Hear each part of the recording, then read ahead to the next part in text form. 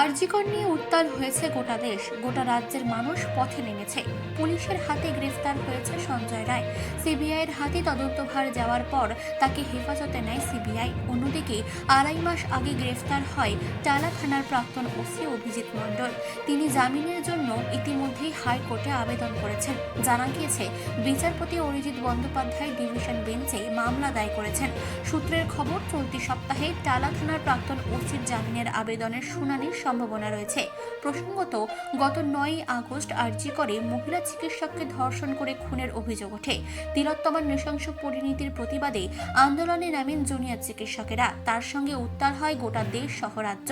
বারবার পুলিশের তদন্ত নিয়েও বিস্তর অভিযোগ ওঠে। সেই নিয়ে হাইকোর্টে মামলাও হয়। বহুবার জিজ্ঞাসাবাদের পর গ্রেফতার করা হয় আরজিকরের প্রাক্তন অধ্যক্ষ এবং টালা থানার প্রাক্তন ওসি অভিজিৎ মণ্ডলকে। জানা যায়, প্রমাণ লোপাটের জন্য গ্রেফতার করা হয়েছে তাদের।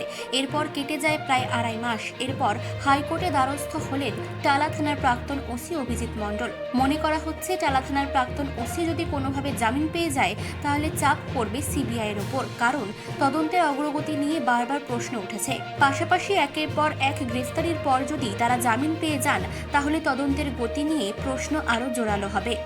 চিফ এডিটর জিতেন সরকারের রিপোর্ট, চেতনা বার্তা। জেগে থাকে, জাগিয়ে রাখে।